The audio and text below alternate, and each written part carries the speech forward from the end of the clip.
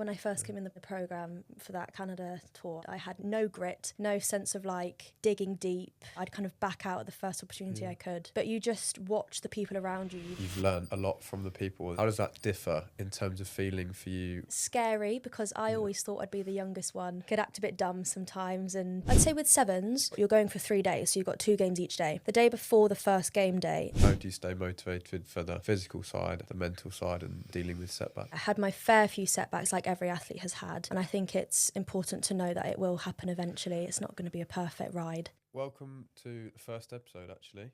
We've got Grace Crompton on with us, who is rapid at the minute, obviously. She is a current Harlequins rugby player and GB Sevens and England Sevens as well. We're going to talk all things rugby, Olympics, what life looks like going forward, highs and lows, pretty much anything to do with rugby and life in general. But we're going to get started with a question first that we always will do. That being, if you could give your younger self one piece of advice, what would it be? So my one piece of advice to anyone in rugby or any kind of other sport or in life in general would just be to ride the wave with the turbulence that you get throughout sport. Sometimes sport's great and it's amazing and you're constantly getting picked and you're playing the best you've ever played, but then sometimes you get injured or you're not selected or loads of, different adversity can happen. But it's just enjoying the journey and making sure that you're not just looking at one little thing in the final destination. You're trying to enjoy the whole ride. That would be my piece of advice. Obviously, in terms of journey, where did you start? Where did you start playing? How old? So I started playing quite late. I started about 16, 17 at school. It was a very kind of random opportunity. I was very much into like the classic hockey, netball, athletics, all of that at school. And then a really great teacher kind of just introduced me to it in an after school club. And he was like, just give it a go. Because I loved running when I was younger. And so he was just like, you're super good at running, just run with the ball. It's the same thing. And so I started doing that and I absolutely loved it. And then I started going to these clubs at school regularly. And then we eventually went to Roslyn Park. And from there, I kind of got scouted for the England pathway almost. So then made my way through the pathway. But yeah, it was quite a random start. How did that feel initially when you kind of first went into that England pathway? Gosh, imposter syndrome was Really? real. Yeah. I didn't really know what imposter syndrome was. And I was like, what is this feeling that I'm feeling? Because I deserve to be here, but I don't actually know any of the rules. And some of the girls that are in this same environment as me, that's like under 18 England and under 20 England, they've been training since they were like 3. They've been going to regular clubs with their dad and, they know the rules inside and out. And I just kind of rocked up not knowing anything besides run forwards and pass backwards. That was literally all I knew. So I was just like, gosh, I don't deserve to be here. And, I just kind of just started playing. But eventually that settled and it subsided. But yeah, imposter syndrome was real at the start. And obviously you mentioned you did a lot of sports prior to rugby. What part or what sport in particular did you think that helped massively for rugby, if there was one? Good question. Definitely athletics, sprinting. I feel like if I could have any like technical advice to young kids, it would be learning like good technique for running, because I know running looks quite simple, but actually having good technique is super important, and you can only like groove those skills when you're super young. So I'm super grateful that I was able to have that exposure at athletics and running clubs on how to run well, which I think helped me massively in rugby. Yeah, definitely. And then obviously when you started playing at 16, did you start at a club as well? Did you play club rugby? Yes, so I was at school for a little bit and then I kind of went backwards. I did Surrey County and then I was like, hang on, I need more rugby exposure here. So then I joined Cobham, which I still love and I coach at now, and it's such a great club, I love it.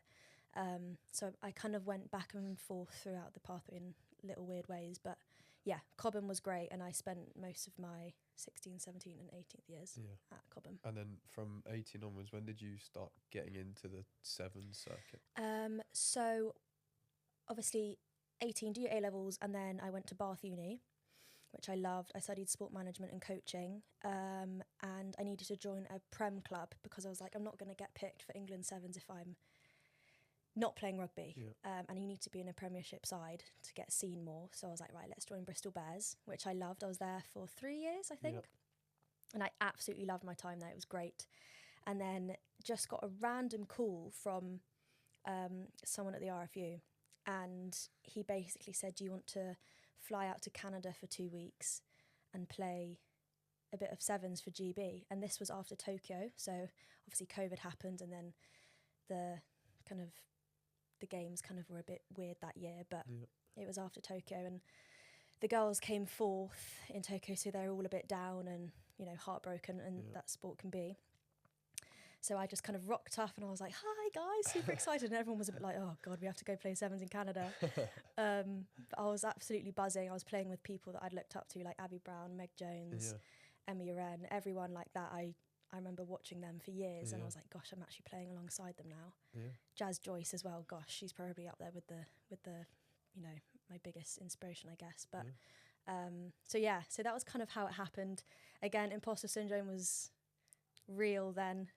Even on the world stage, it didn't really sink in. At least you can try and gas people around the outside. Yeah, I was like, right, I only know one thing, which is running, so let's try it. Good. But how was that first experience in Canada? Obviously, was that the first time you played sevens properly? Well, I played under 18 England, but internationally, yeah. Yeah. And how did you find that? Was it tough or did you enjoy it? Well, it was humbling. Yeah. The fitness was real. The girls still to this day take the mick out of me when I started the game, and obviously it's 14 minutes and 7-minute halves. And the coach came on and was like, right, Grace, we're going to take you off. And I was like, yeah, good shout. And I was like sweating. Really? And usually, you know, most players don't want to come off. They want to stay on as long as possible. I was like, just take me off. Because I was just crawling because I just wasn't used to that kind of like physicality and fitness. But, you know, you learn and you develop and you grow. But yeah, that was a big shock. Definitely, the fitness. How did that first trip to Canada compare to something like the Olympics, though, in terms of feelings and nerves, Good excitement? Question. Yeah. The Canada experience, I was just nervous. I remember kind of, you know, crying the night before just because I was just super nervous and I couldn't really believe it because it happened so quick. But Paris was a different feeling. It was still obviously a lot of nerves, loads of excitement, but still a little bit of can't believe that you have actually achieved something that you're striving to achieve. So exactly, a pinch me moment. Because the process up to Paris was so long that you're striving towards something for so long, and then when you finally get it, you're like, gosh, now what happens? Like, what? I remember just thinking, what happens after August is over? What do I do in September? Yeah. Such a weird feeling. That is, I guess that's the nature of sevens, isn't it? It's not really like you've got a full-time gig for X amount of years. It's very hard to know what you're doing in future months. Yeah, it's very, not stable, I guess, is a good way to put it. You don't know where you're going to be or what country you're going to be in. Yeah. And going back to the Olympics quickly, are there any, I think it might be different to rugby, but are there anything fun stories or anything that you thought that was cool that you can remember? Gosh, there's loads. So, like, obviously the Olympic Village, pretty cool. I was thinking, gosh, like, I'm sitting in a room with, like, all the best athletes in the whole entire world right now, which is quite a crazy feeling. There's basketball players, like, 7 foot tall, and then you've got, like, taekwondo and karate and all these, and swimmers, and you've got everyone just walking around casually getting their breakfast. Really? You know, gosh, like, it's such a strange feeling, and you walk past Simone Biles and Tom Daley, and it's like, wow, I'm in the same, we walked down the same hallway as these guys, which was pretty cool. No, that's awesome. Yeah, and it was amazing. Obviously, Olympics was in Paris, but you have been all over the world with sevens, really. Yes. How many different places have you been? And actually, what was your favourite, to put you on the spot a bit? So we've been to all sorts of places. We've been to, well, on the series this year, it was Cape Town, Dubai, Perth, Vancouver, Hong Kong, Singapore and LA. So fair few places. A lot of travelling. Good problem to have. But my favourite by far, hands down, is Cape Town. It's amazing. It's such an amazing place. The people, the views, the food, the steak. Gosh, it was like £5 for a steak. It was brilliant. Yeah, nice. And the stadium was great as well. So yeah, super lucky to have gone to Cape Town. Definitely my favourite. And what kind of do you notice difference in their culture there at all? You mentioned the people and how they go about their business. Yeah, so the people are super positive. They're always dancing whenever you come into the hotel. They're all there just dancing, serenading you with singing. And Wild Rugby do quite a good job of making sure that the food is relatively cultural. So you've obviously got your classic like chicken and pasta and rice and all that, but they try and add a few dishes that are That's quite nice. more more similar to the cuisine that you're in. So yeah, that's super great as well. Yeah. And on food as well, how do you prep for a game? Is it the same sevens and 15s? Is it slightly different, or do you have a Good similar ritual question. for it all? So I'd say with sevens, obviously you're going for 3 days, so you've got 2 games each day. The day before the first game day, I just eat loads and loads and loads. Eat so many carbs. It's a great day because you can just keep eating. You can have the biggest breakfast. You can have pancakes. You can have whatever you want. It's great. And then on the actual day, I don't actually eat much. I'd maybe have a few big tablespoons of porridge, a banana, and that would kind of be it. And then in terms of like caffeine and stuff, I'd have like a few caffeine gums before each game. And just kind of keep ticking over, nothing big, like a couple of mouthfuls of pasta. Because I like to feel on game day, I like to feel empty, but like fueled. I don't want to feel full. That's a good point. Yeah, I want to feel empty, but like ready to go, like fully charged. And is that the same for sevens and 15s, exactly the same process? I would personally do the same thing, yeah. Obviously, 15s, you're out there for a lot longer, so you probably need more like slow releasing energy than sevens, but it's a similar premise, and how you refuel after is similar. Good. And obviously it must be quite tricky going from sevens to 15s and switching. How do you find that, not just mentally but physically as well, because obviously sevens is probably very more fitness based than maybe physically with 15s, but how do you find that? So physically, I guess you hit the nail on the head. It's more intense fitness for sevens, and the ability to have repeatability is pretty important. But 15s are out there for longer. Whenever I play 15s, I'm always asking the touchy, like, when is this over? How long's left? Because we're just not used to being out there for 80 minutes. Mentally, I do find sevens a lot more challenging, which I think is why I love it so much, because that ability to constantly keep going, and your energy levels go down, then you have to get yourself back up, and then you go down again, then you sleep, then you wake up and you're really sore and you don't want to do it, and those constant feelings you're fighting against. So they're both different. How do you stay motivated for days like that where you mention you feel tired and don't want to do it? Is there a set thing you go to, or is it just get up and go and do it? Yeah, it's definitely something that you learn. I think when I first came in the program for that Canada tour, I had no grit, no sense of like digging deep. I'd kind of back out at the first opportunity I could. But you just watch the people around you. You watch people that I mentioned before, like Abby Brown, Emmy Wren, Meg Jones. You watch them just be themselves, and they're there 10 minutes early to everything, and you're like, gosh, maybe I should be 10 minutes early as well. And you just pick up little things from all these people and basically try and be like them, and then it just becomes habitual. Yeah, that's awesome. It's good that you've got those figures, I guess, to learn from as well, and it's nice. It's probably similar in 15s as well, and in sport in general, as there's always senior players that you can look up to that you can learn from, so it's good that you pick that stuff up. 100%. In rugby in general, obviously there's setbacks, injuries, not getting picked. On the similar lines of how do you stay motivated for the physical side, how do you stay motivated for the mental side and dealing with setbacks? Definitely had my fair few setbacks, like every athlete has had, and I think it's important to know that it will happen eventually. It's not going to be a perfect ride. I've not gotten a contract, I've been injured, had surgery, not been selected, and if I'm not getting out the violin, I'm just saying it's completely normal, and that does happen.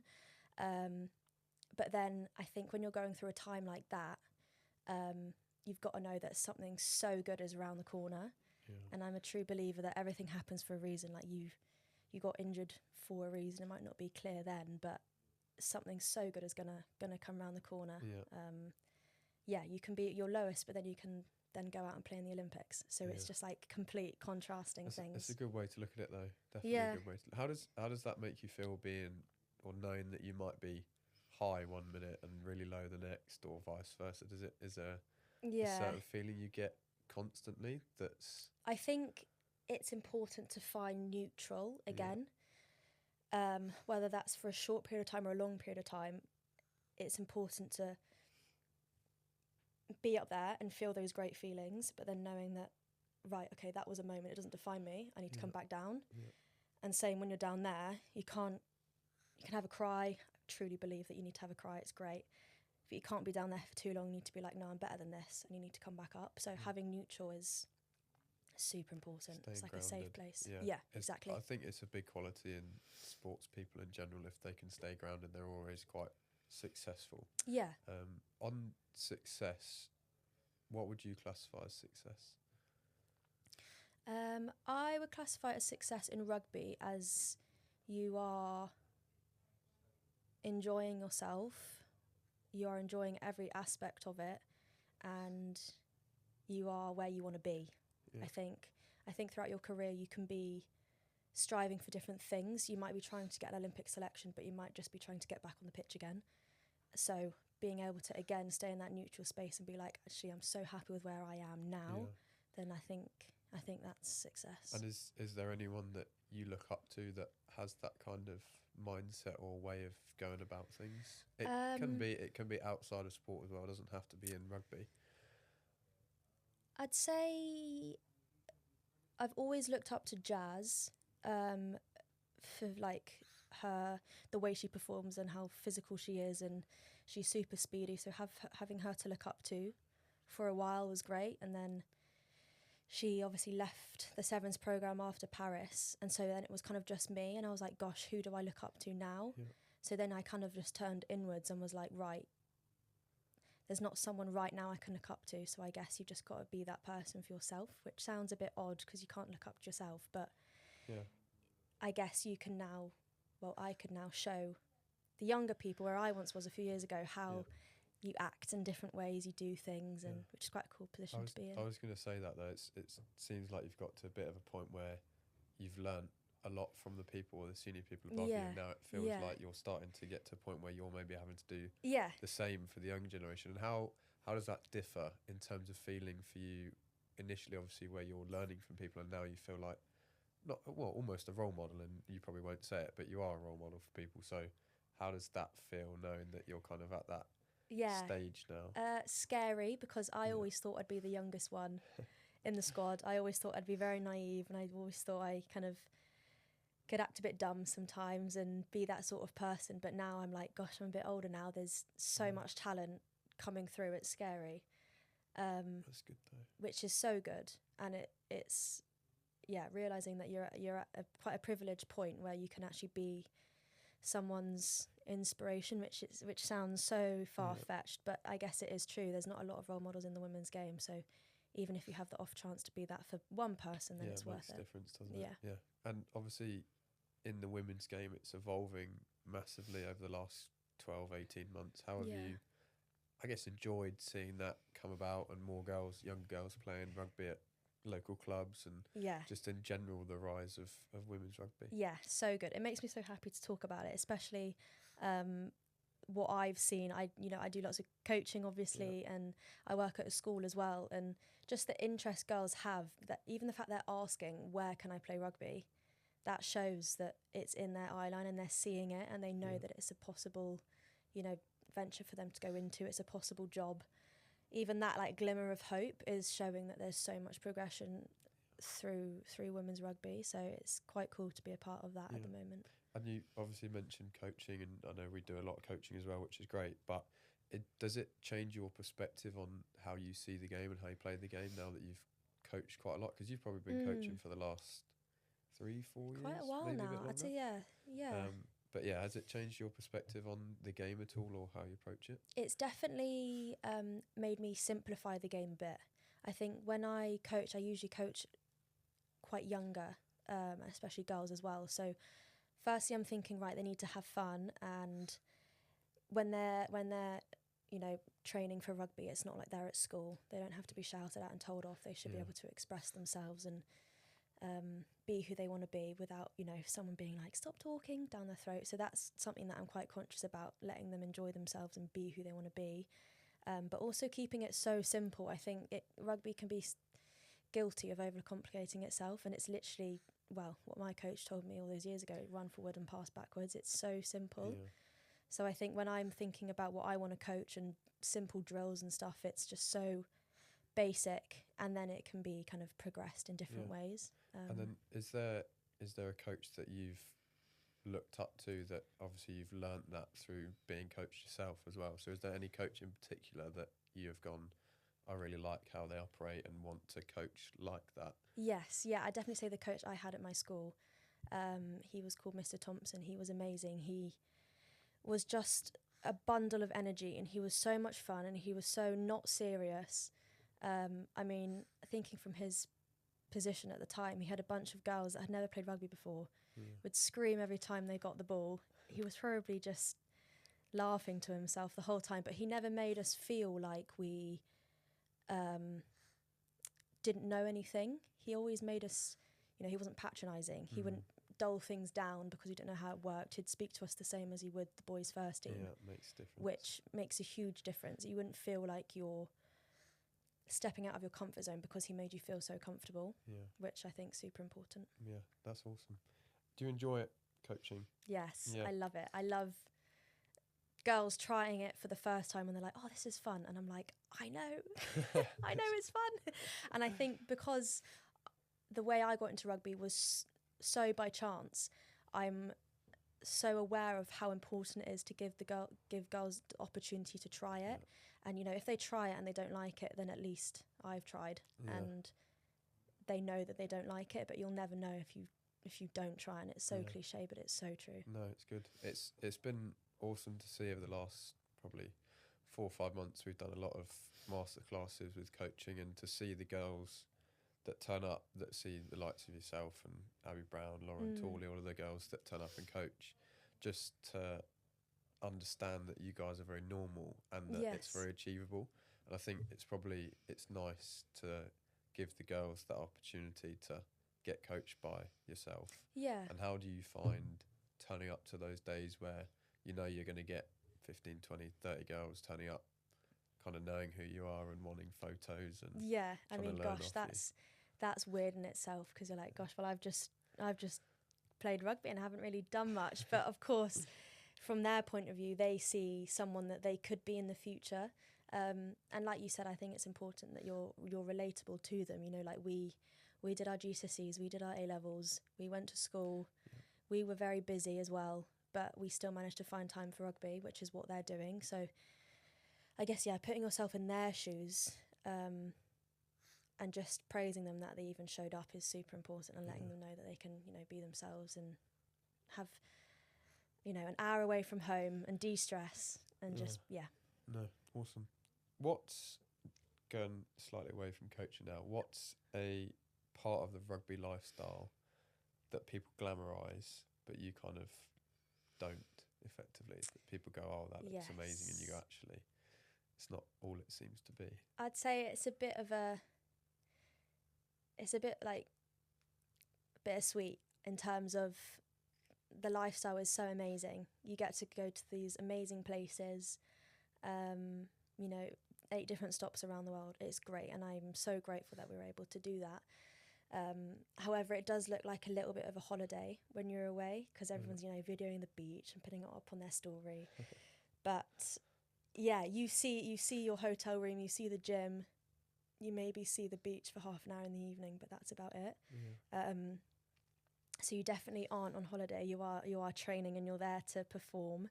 But that's a bit of like an illusion that people forget to see, is we are actually in a hotel room eating the same food each day. Do you find that hard to stay on task when you're in those environments? Like, it's probably quite easy for you to go to the beach a bit earlier than you could maybe not try as hard at training, knowing you're in a nice country, and then go down to the beach a bit earlier, not maybe do the recovery or eat the stuff that you're supposed to eat. Do you find it hard trying to stay on track in those environments, or is it that the culture the girls kind of adopt that means it's quite easy? I'd say the latter. The culture is obviously, again, it's something that you learn and develop. The first time you're away, you're like, oh my gosh, you're like a a Duracell bunny. You're so excited to be there and in this Yeah. new country, and you're like, gosh, I get to travel the world and play rugby. But then you're like, hang on, I am here for a reason. Yeah. I am here to play on the World Series. I'm not here to sunbathe. But sometimes the line does get crossed, and I think that's perfectly okay, because you're also there to have fun and live your life, and life's for the living. Yeah. But it's, again, being able to like come back to neutral and just being like, right, I should probably go to the gym now. Yeah, no, definitely. You touched there on living your life as well, and I think that's so important for staying present in your sport, is actually having stuff outside of rugby. Is there anything in particular you like doing outside of rugby, or you'd maybe advise people to do or try and take up or anything? I would say, like, especially where the women's game is at now, where it's semi-professional. I don't even know if you could call it that yet, but there's definitely a space where you can try something else alongside it. So I'm super grateful that last year I went into teaching. Currently just a sports teacher, which probably the best thing I've done in a while. I absolutely love it. It fills my time perfectly. I was struggling after Paris with my next goal and my next aspiration, and I kind of just didn't really realise what I wanted to do anymore. I was struggling on the rugby pitch. My goals and aims and dreams, I guess, were all a bit blurred. So going into teaching just really added a bit more structure into my life. It made me not think about rugby for a bit. You know, I love rugby and it's great, but I also hate it at some times. So it's just so good for your mental health to have something else to focus on, because when rugby's going great, it's good, but when it's not going great, you need to have something else to lean into and realise that you are so much more than just a rugby player. You're a sister, you're a daughter, you're a teacher, you're whatever you want to be, not just a rugby player. I guess it's important as well to realise that there's a lot of sports people that go through that phase of going, I don't really know what's next. Maybe for the sports that have their contracts, like you say, the girls are semi-professional, so it's even harder, but some of the other sports that they have their contract expiring in 6 months and they go, crikey, I don't really know where I'm going to be.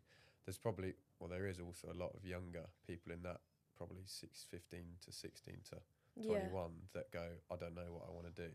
Is there anything in particular that helped you during that time where you said, I'm not really sure what you're doing? I think it's just trial and error. It's what every other normal person in the world has to go through when they're trying to find their own job. You know, they try a job and they hate it, and then they try a new job. You're kind of in the same boat as that. I was just lucky that I knew I liked teaching, because I was so lucky with the teachers I had. I was like, I want to be that for someone else. So I kind of knew straight away that I wanted to go into teaching. And I was just lucky that the school I'm at now was super accommodating, and you know, they allowed me to go off and play in Dubai for 3 weeks, which not a lot of schools would let that happen. So I'm just super grateful that they allowed me to do that. But you're right in that sense. You know, you need to do loads of trial and error, figure out what you like, what you don't like. It's okay if you don't like something, at least you know you don't like it. So it's just trial and error. Well, it's like you said and alluded to there, it's that feeling of it's okay to try something and not like it, or maybe fail at it, and then you can try something else. But it's one of those things, unless you try it, you don't actually know. You've got no idea. Absolutely no idea. No, exactly. I go back to your coach and the people that you've, maybe it might be a player, but what's the one piece of advice or the best piece of advice you've ever been given? Again, it doesn't have to be in rugby, it can be in life. A big one that I guess I heard through the grapevine, not from a person in particular, but there's a quote that says, if you don't clap for others, it'll never be your turn. And I always think about that and kind of live by it and how important it is, because it's not easy all the time seeing your friends do better than you, or they're getting picked over you, or they're getting a better job than you, or whatever it may be. But if you don't celebrate them for how amazing they are, gosh, like what goes around comes around. You're not going to get anything back. So you'd like to think that when your time comes and you do something amazing, they'll be there supporting you. So it's a constant circle of good vibes, good energy, you know, support the people around you and they'll support you.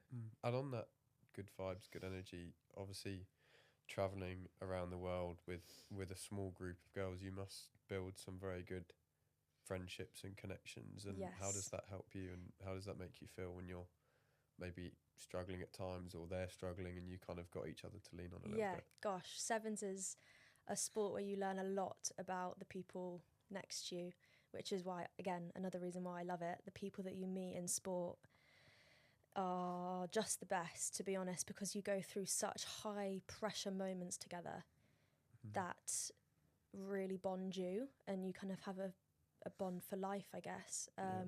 You see their true colours, you know what makes them tick, what makes them doesn't, you know how they like their tea, their favourite biscuit, you know everything about everyone, which is such a cool thing to do. And yeah, elite sport definitely gives you people that you wouldn't meet, you know, walking down the street. So it's just a great thing to be a part of, and I'm super grateful that I've met the people that I have. Yeah, no, it's awesome. And do you get that as well in your teaching a little bit? Maybe not as much with, you're obviously not spending 24 hours with them, but the school environments also seem to have a similar bond and friendship. Yeah, I'd say it's definitely like a little family, because you get so close as well. Where I'm at in my journey as well with teaching is I'm very, very new to it. So I just spend a lot of my days watching how the more experienced teachers do it, how they talk to kids, how they manage a class. So I just spend a lot of my time watching and admiring them and how they do it. And I love to ask a lot of questions. So I'm constantly like, what would you do in this situation? And I just learn off different people. So having them to lean on is great. And they always say that I'm quite positive energy, which is good because I'm not there all the time. Whenever I am there, I'm like buzzing Makes to be there. Yeah, and so I can imagine when they're there all the time, you know, teaching's a tough gig. They don't get enough credit. You know, they're there 6 till 7 p.m. at night. It's a long day. So if I can be that like little bit of energy throughout the day, then yeah, I'm doing okay. And have you felt that there's things in teaching that you've learned that you have translated into rugby in a roundabout way? It doesn't have to be anything, but I feel like from the way you're speaking, there's quite a lot of crossover, that maybe there's stuff a lot from of rugby you take crossover into teaching and vice versa. Yeah, I'd definitely say the first thing that I've learned in teaching is building relationships. I found it easier to build relationships with the girls, and I think that's normal because I know how they work. I was a young girl. I know how their brains work. However, I think I am getting someone with the boys. I remember my first session, not just at school, this is in general. When I'm coaching boys, they do look at me like I've got 3 heads. And I'm like, I'm just a normal person. It just takes a while to build up that relationship.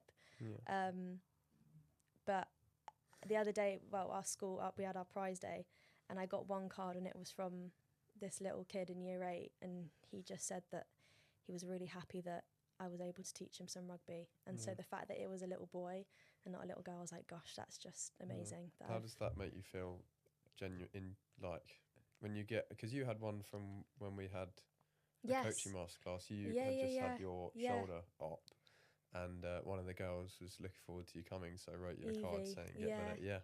How do you gosh, it's just the best feeling. I could honestly cry thinking about it, because the fact that they've, you know, taken time out of their day to write a card. You know, I'm quite old school as well. Like a handwritten letter is the best thing ever. Don't need gifts. That is just perfect. So the fact that, Evie took time out of her day to draw like a cute little picture and a message, and the same for the kid at school, it just shows that they were really like impacted in a positive way. So yeah, even if one person was happy that they crossed paths with me, then that's good. Yeah, awesome. And then I think to finish, something that we want to do most episodes is, if there's one message that you kind of want people to take away from listening, or just in general, what would it be? To try things out, and when you find something that you love, just stick with it, I think would be the best thing. I'm thinking specifically about sevens. Stick with it. You know, there's ups and downs and all sorts can be thrown at you, but at the end of the day, enjoyment is why I played it, and there's loads of other factors to it, and you can blame it on loads of different things, but the reason I'm there is enjoyment. There was sunny days, but there was also cloudy, horrible days, but you stay there because you love it, and the people around you are great as well. So yeah, trying loads of different things, and then when you find something that you love, just stick with it, would be my message. Perfect. Thank you for coming on. Thank you for having me. You enjoyed it?